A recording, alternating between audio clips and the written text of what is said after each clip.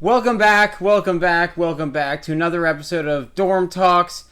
I'm John, that's Chris, and that is our very special guest today. London is here, the third member of our team, our graphics expert.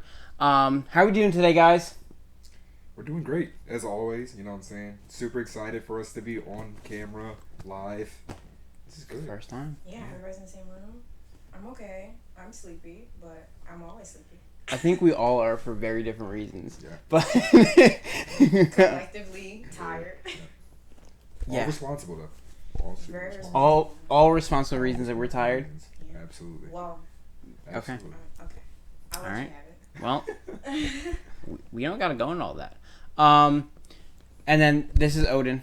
He's just gonna sit here. This isn't my dog. He's just here. Respectfully. Be respectful. Hey, that was not respectful. That was not respectful. Not very respectful.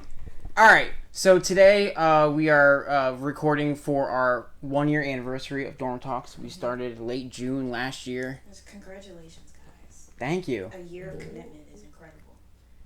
Yeah, I mean, we had some lulls, but we I- overall we'll have like various 2-week gaps Yeah. where we're just like It's like days just kind of add up. We're all of a sudden like, oh. Holiday Wait, breaks, recorded. vacation, huge. that's right. We'll get sick, like, in succession, you know. 1 week I'll be sick, and then he'll get sick the next Didn't week. Chris lose his voice at some point? And, like, he got... Every time we're sick, it always like involves like the voice.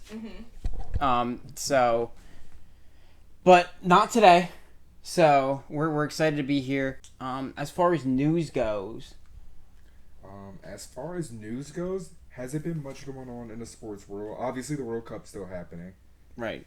That's been fun. Didn't the USA get knocked out a couple Yeah. days ago or something like Yeah, in the most embarrassing way possible. We rigged the game. that? It's We got knocked out America's anyways. 250, guys. Of course. It was rigged for Of us, and we course. still lost in the worst way Of possible. Still got course that dogged happened. on. It only makes sense. We're celebrating the 250th anniversary of signing the Declaration of Independence. That's why everything is going so well. Yeah. Like it raining on 4th of July, right? Right. That's right. Otherwise, France beat Morocco, and Spain beat Belgium. And All the damn colonizers. Ain't that something? yeah, well, it's usually how it goes. And then Victor Wembanyama took a massive pay cut, absolutely massive. You know, like Jaylen runs some level of discount.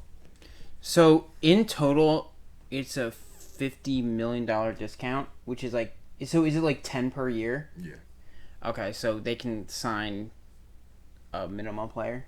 they can get another Tobias Harris. So wait, his contract could have maxed out at around 300 Yeah. million on those 5 years, Mhm. and he took the 252. Yes, graciously. Oh, brother. Where'd it Isn't he go? just the king of San Antonio, huh? That's my Yeah. humble king. The one guy that does all the reactions like instantly on TikTok to like the moves, and he'll do the skits and stuff. Yeah. He was like, "We should be fearing the San Antonio Spurs forever," and I'm like, so scared of Tobias Harris in the starting 5. Ooh. and I'm like, they're obviously going to be good Yeah, for a they're while. going Like they got lots of youth, but like to act like this is like gonna put them ahead of the Thunder for all these years and put them ahead of Right. you know it's like the juggernaut teams like the Sixers. You know, I don't know if this was the thing that's like, yeah, it's it, man. I don't know. Tobias Harris is a needle mover, guys. yeah, He's a yeah. something mover. I don't know. He changes the game, okay? That's why everybody wants him. He changes the game for sure. He for sure changes the game. No, I can't wait to see his many post ups. I can't. Wait. Yeah, so the NBA world is kind of on standstill, waiting. Pump fake. Tween, hezzy, pump fake. The NBA world is kind of on standstill, waiting for LeBron to sign. It's looking like it's down to Miami, Philly, and Cleveland, Yeah. with maybe Minnesota in the mix. Miami, Philly, and Cleveland. Okay, so he was in Miami before, obviously. He was in with D-Wade. He was in Cleveland, obviously. Twice. Hometown, right? Hometown. And then there's little old Philly. And it's like, if you look at it, Philly makes the most sense for him. Yeah. It does. It's like, it's the best roster for him. I think it fits. Like, Miami is so far away. Yeah. Because they traded their depth for Giannis, which I don't think is a bad move. We talked about this last episode. I don't think it's a bad move to bring in Giannis to make that big swing, because Miami's never going to be a team that bottoms out to try to tank. So I think it's a fine move. But they are not a 42-year-old LeBron away from winning. Yeah. It's so crazy to hear the words Philly makes the most sense for LeBron Mm-hmm. James. I mean, I am the resident LeBron James hater out of the three of us. If he comes here, like chip or nothing. Like I genuinely don't want to see anything else because I feel like that would be a waste of my time, because now you're on my team. Like, it's either do or die.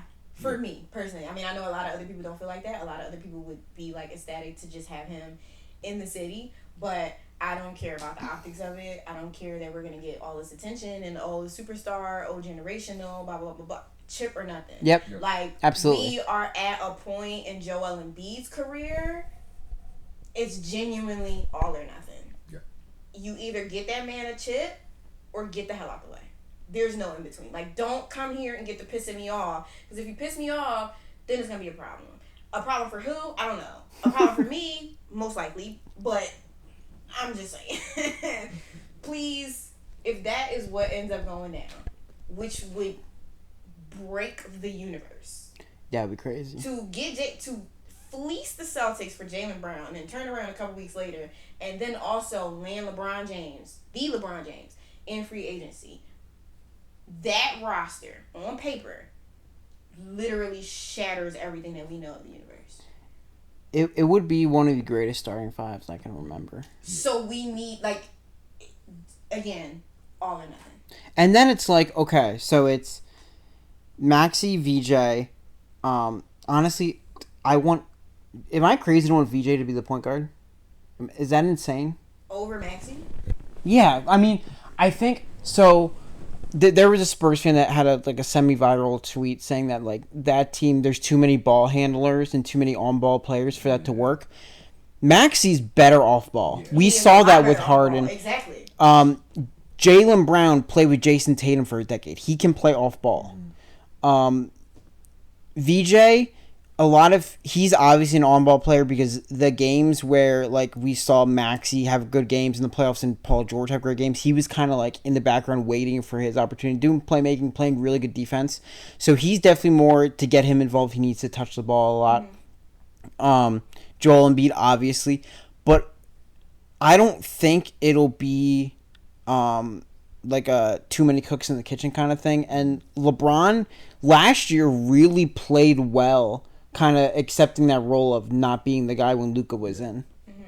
And I think LeBron said he doesn't want to be the guy on this stop. Like, he's here to contribute, have fun, and win. Which is actually incredibly helpful of the thing, too. Like, I didn't know that he had said that. That's a very refreshing take to hear from somebody who probably should have retired already, but obviously didn't, because he still got gas in the tank. But that's the only reason we're in the sweepstakes, is because we really only have a veteran minimum to offer. Like, he would be playing here for the minimum. And I think he's also would be our last roster spot.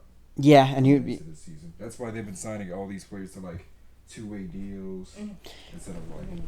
I listened to Gansey talk on WIP the other day, and they asked him about LeBron. I expected him to give like a PC answer, like, we're seeing what's open, but he's like, yeah, we're trying. He said, I'd love to get him here, but it's like, he's like, LeBron's very smart. He knows what he wants to do, and we just kind of have to wait. And if he thinks we're the best option for him, we're going to be the best option for him.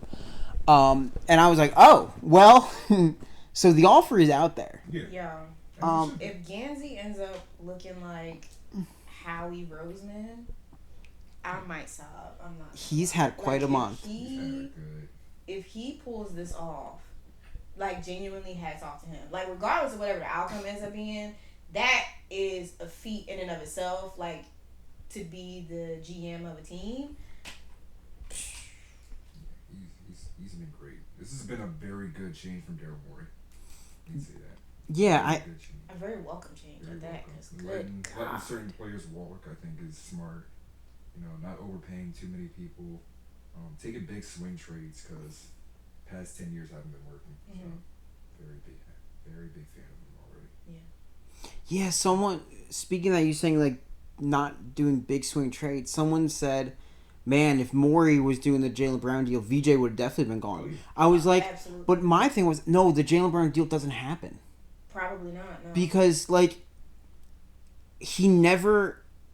The only big. He wouldn't even put himself in that conversation for him. No, I think he would have been too stubborn, and like the only way he got, we were very fortunate in the Harden sweepstakes. Mm-hmm. To one, he had a very good relationship with Harden. Right. Two, Harden was dead set on being in Philly, and three, we had a Ben Simmons who was like a bonus roster, he was basically a trade exception because he didn't play for us. Mm-hmm. I think that's the only way that worked too, though. Is exactly. That they had a personal relationship already, so that was already like what big swing move. Other than that, the only other big swing move was like the Paul George deal, which he made an absurd amount of money, which we were so lucky that we got off of. Mm-hmm. So I don't think Morey would have put us in that position to even like. Even if we did lose Edgecombe, because when I saw the deal, like, went through, my ultimate thought is, okay, did we lose VJ or Maxey? Because when you're talking about getting a top 10 player in the league, the main thing people want is draft picks and young stars, yep. Young players, and we kept both of them. And the initial asking price was VJ and 5 first-round picks. Yeah. And he literally said no. How about this? He said, nah, you take Paul George and the worst of our 2 first-round picks. He said, you eat what I cooked or you go to bed hungry. That's what he says. And I like that energy. I like that energy a lot. You eat what I cook or go to bed. That's it. No other options. I like that. Hey, it was smart, too. He used their leverage really well. I will say that, you know. I remember I feel like we've been talking about lately how the media kind of influenced the Jaylen Brown trade. Mm-hmm. For sure. I feel like everybody knew the Celtics wanted him out. Mm-hmm. So they were able to use that leverage, basically saying, like, we don't have to give you VJ Edgecombe. Mm-hmm. Like, right. You're the loser here. Yeah. Like, okay, so what is the, like, just quick and dirty, what is the, like, why did the Celtics want to get rid of him so bad? To, like, prop up Tatum more? So... Did you listen to the Brad Stevens press conference? Yeah. So I watched the whole thing. Mm-hmm. I watched all 45 minutes because I had the same question. Okay. So from his answer, and I think he really like. If you watch his press conference versus Nico Harrison's press conference after the Luka trade, like you can see why Brad Stevens is so respected in the league, and Nico Harrison is now out on the street. Because even though we can all agree it was a terrible move, what he said made general sense. He said, in the league today, it is very difficult to build a competent roster around 2 players making 70% of your cap. Okay. And he said, we love Jaylen Brown, and he said, I'm sorry he feels the way he feels about us. But he said it was this. He did say the whole analytics thing played a small factor, but I don't think it was like he's the 7th best player on our team kind of thing. I don't know how accurate that was. I really do wonder whose report that's coming from. These anonymous sources are so messy, so messy. And he was like, yeah. So he's like, and they literally said, why did you get Paul George? And he's like, well, we like Paul George, but Paul George has 1 year less on his contract than Jaylen Brown, and we don't have to extend him after. Wow. Like, that's what he said. He was straight up. Like, that is why. Because it gives us flexibility to build a better roster. And now they have more draft picks. You know, they could make that big swing for Herb Jones and Trey Murphy. They could do a lot. There's some really good role players out there, and they're still a well-coached team. You know, they can hope Derek White has a better offensive year this year, and Paul George showed that he's still like capable of being on a contending team at this point. So, I mean, yeah, I definitely think that was a lot more of a respectable answer. Like, I understand that. I mean, it coming down only to money. I mean, that's usually what ends up happening anyways. Mm-hmm. Is like when you gotta dish a star, you got like 2-3 stars on the team, and you gotta dish one of them. It's about money, but the way it was framed, I completely understand it. It's just that still was crazy. Like just to be on this side of it, like to be on the receiving end of that, which we never are. we never are. Literally, the last time it happened was James Harden, and he was already dead, so don't come here regardless. And we kind of thought we gave up too much, giving up Seth Curry and Drummond. We did. That was a crazy day. I'll never forget that day. But I'll never forget the Jaylen Brown day either. What were you guys doing during the Jaylen Brown trade? I was working. I was also working. I was sitting at my station, and I got a text message because I don't get the sports notifications anymore. I decided for my mental health that a long time ago, turning them sports notifications off. I got a text message from that guy down there. I did not believe the text message. Didn't believe the text message because the text message said Jaylen Brown for Paul George. I said, you're a liar. This is a dream. I know. I've been working a lot. Every day start feeling the same. Feel like I'm living. I don't know what's the movie that you just live every day over and over again. Freaky. Groundhog Day. Groundhog Day. Yes, it feel like Groundhog Day every day. Freaky Friday. What the fuck are you talking about? Anyways, feel like Groundhog Day. So I goes to Twitter, typing in. Got to bring up Shams. Gotta bring up Shams. I see the tweet. I said, oh no. Literally, dead stop. Wanted to scream. Can't scream. Nobody else knows what I'm talking about. I'm one of the only sports fans in my workplace. I wanted to scream. I leapt up out of my seat to go find my manager, who I knew gave a damn about this. Shoved the phone in his face. He said, this isn't real. I said, no, it is because I've already fact checked it. This is the fact check. I'm showing you the fact check. This is real. He walks away from me because he's in disbelief. I go back to my station. I'm shaking. I'm shaking for 15 minutes. Texted another one of our friends. Did you just see that we got Jaylen Brown for Paul George?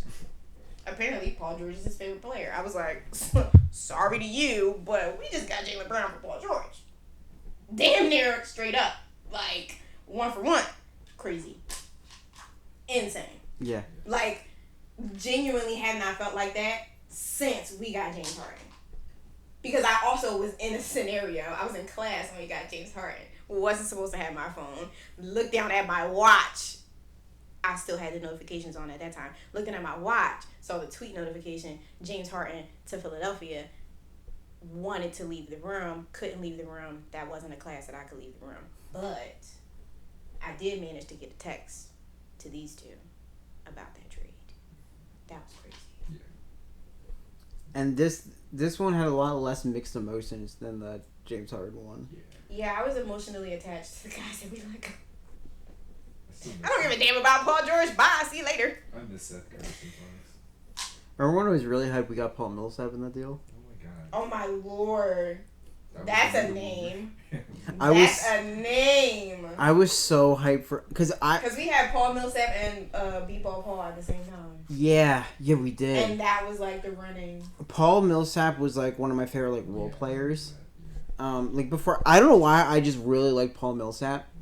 And like I hated the Nuggets even before like Jokic got big. They just bored me as a team. I think their branding sucks for a basketball team. I think it does. And like, it doesn't help they're in Denver. It just something about it always has pissed me off. And I wasn't watching basketball during the Melo days where they were wearing the silk blue. So it's like that would have made me feel a little better. Top 10 NBA jersey of all time. Unbelievably great jerseys. So it's like, but Paul Millsap for some reason I liked him a lot. But he ended up was playing backup center, and Paul Millsap should never be your backup center. I didn't even think that was an option. But have we ever even had a competent backup for Joel Embiid in the entire time he's been here? Well, the big question about this team is, do we now? It was like kind of Andre Drummond the first time around. And then Andre Jones was really unplayable these playoffs. Like too. Who after that? Like B-Ball Paul was doing a little. Dwight Howard was like the best one we had. You're right. I forgot we had Dwight Howard. That's not good. It's not good that he was the best one. It's really not. I need like Ariel Huckporty to like shock me and be like this breakout solid player. I'm nervous about the center thing, but hey, we might get LeBron. If we don't get LeBron, I think you find a backup because like LeBron can literally play anything, and he gives you like a lot of flexibility. LeBron and at the 5. I don't know if he'd want to play the 5 at 42, but it's like he gives you flexibility because he can play so many positions. Mm-hmm. Like he can run point if you need. Yeah. He can be him and MB can be your offensive engines if you don't want Tyrese Maxey or VJ to have to like play on ball as much. Yeah. Those can be your two main like. You have Jaylen Brown do that too. So. Yeah. So it's like I like Joel Embiid should not play back-to-backs. Joel Embiid, like, he can play every other day for... But, like, people are saying to just rest in the whole regular season. I'm like, the thing about Joel, he needs to be in rhythm. Yeah. If he's not in rhythm... Like, that's too far to the other side of... It was almost too late during the Olympics for him to get in a groove because he takes so long to mesh and to get... Yeah. Because, I mean, like, he's a big dude and he doesn't move particularly well anymore. So it's like... His game is about getting to his spots, right? And really playing his game, which takes time and getting into game shape. So it's like you need him to like get minutes, but at the same time, you can. If he's like feeling like a little off a night, take a rest, dude. Mm-hmm. Yeah, he definitely is a kind of player that needs to play 3 to 4 times a week because otherwise, it's just not looking good for us. Yeah. So, yeah. All right. Are we ready to get into these top 10 lists? No, wait. I have another news. What's up? I just thought about it while we were talking. Yeah. I forget what exactly is the exact name of the league, but the Women's Professional Baseball League is starting up this season. And they just debuted their... That's how I thought of it, because we talked about the Nuggets jersey. The Nuggets jersey. And I'm still stuck on... Those girls' jerseys look so good. They look great. I'm so excited for this to start and to see a Women's Professional Baseball League. Now that I'm like actively paying attention to baseball in the first place. The Philadelphia legend herself, Monet Davis, will be on the Los Angeles Queens. That is who we are rooting for. I'm letting you guys know now. That's who we are rooting for as a collective. Absolutely. Get into that one. Mm-hmm. It'll be nice to root for an LA team and have the LA luck on our side. Yes. Exactly. And freaking, of course, California gets 2 teams off rip, as usual. But... Is there a Bay team? What's the other? Yeah. It's San Francisco and LA. And then New York and Boston, right? Yeah, New York and Boston are the other teams. Yep. Really cool. Really cool the way they decided to name the teams as well. They named them after feminist icons, which is really cool. You got to see some of the stories there. Those jerseys are clean, y'all. They're nice. The one girl, oh my God, on my FYP that's playing for the New York team. Oh. She had on them damn pinstripes with them butters and that low cap. I said, girl, you doing something. I said, I'm scared of you, Miss White Lady. I said, you going to be one of my favorites. I got my team already. But I know I'm going to like you. Because she just walking around New York in this freaking uniform and them Timbs. And it's hot as hell outside, mind you. I don't know why you got Timbs on in the middle of New York summer. I mean, that's what they do. But still, don't make no sense to me. But she was eating that uniform up. And I love that for her. I love that for them. So, yeah, but, you know, go black and gold over there in LA. I gotta get me a jersey. They're nice. I can't wait to have a Monet Davis jersey. Oh, my God, I've been waiting for a Monet Davis jersey for, like, 10 years. You can get an Indianapolis Clowns jersey now, too. They sell hers. Yeah. So, I'm about to have some Monet Davis jerseys. Another one of our Philly legends. Shout out. There you go. We need some Philly representation up here, but... but yeah. That was my news. That's August, right? August they start? Yeah, August 1st. Oh, another cool thing I found out about that league real quick is they are not playing in the is it neutral designated location? cities. Yes, a neutral location. They are playing at the Robin Roberts Field, which Oh, is really cool. Love Robin Roberts. They're all playing at that one field. I guess because it makes sense. It's their inaugural season. It's only 4 teams. I forget where that field is, but everybody will be playing there. nice. I think it's a 6-week season. Yeah, it's pretty before quick. playoffs, and then they'll do playoffs, which playoffs is about to be like 2 weeks. It's only 4 teams, but this is exciting, and hopefully one day we'll see them get expanded to Philly, and then we can get Monet to come home. The same way we're hoping Miss Girl back here will come home in 2030. Yeah, hopefully she's still playing by then. Yeah, if she's still playing by then, but yeah, 4 years is a lot for a player. it is. A lot can change in 4 years, but she's done pretty well thus far, so I think She did a big night the other night. Yeah, she'll be alright. Yeah, that's what I wanted to talk about. Awesome.